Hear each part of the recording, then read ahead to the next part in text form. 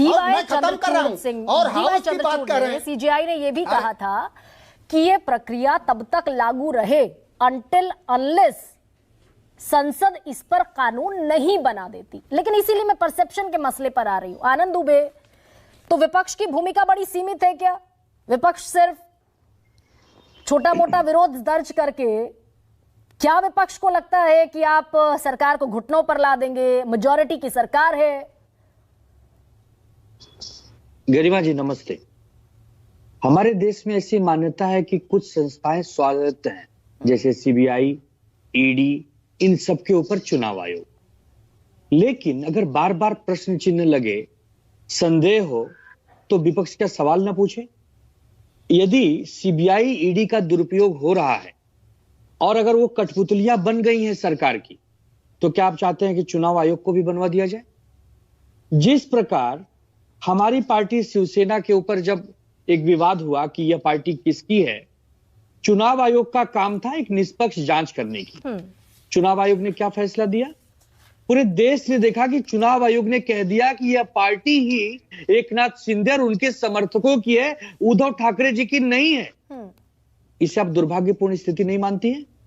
उसके बाद जो लोग चुनाव आयोग में बैठे हैं या चुनाव आयुक्त बनते हैं या मुख्य चुनाव आयुक्त बनते हैं, उन पर प्रश्न चिन्ह नहीं लगेगा? आज उसकी हियरिंग चल रही है।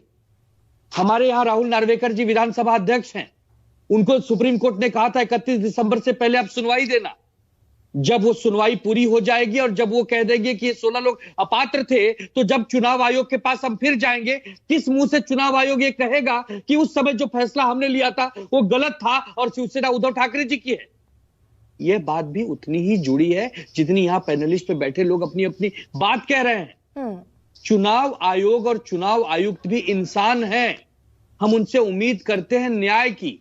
लेकिन यदि वो सरकार के सामने घुटने टेक दे, वो अगर पूरी तरह से अपनी स्वायत्तता समाप्त कर दें, तो प्रश्न चिन्ह लगेगा।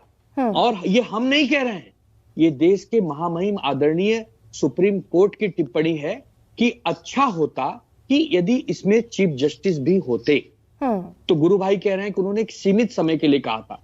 अरे आप बड़ा हृदय दिखाते, उन्होंने सीमित समय के लिए कहा था। आप भी परसेप्शन वाले मसले पर लौट रहे हैं कि सरकार प्रोग्रेसिव अप्रोच के साथ जा बिल्कुल नहीं तो ये सरकार स्वायत्त संस्थाओं को कठपुतली बनाकर रखेगी और आने वाले समय में कोई भी सरकारी संस्था जिसे स्वायत्त कहा जाता है वो स्वायत्त न होके पूरी तरह सरकार के अधीन काम करेगी। ठीक है, मणिशंकर पांडे, सुप्रीम कोर्ट बचा है जहां पर न्याय की उम्मीद है सिर्फ पूरे देश में। ठीक है, मणिशंकर पांडे,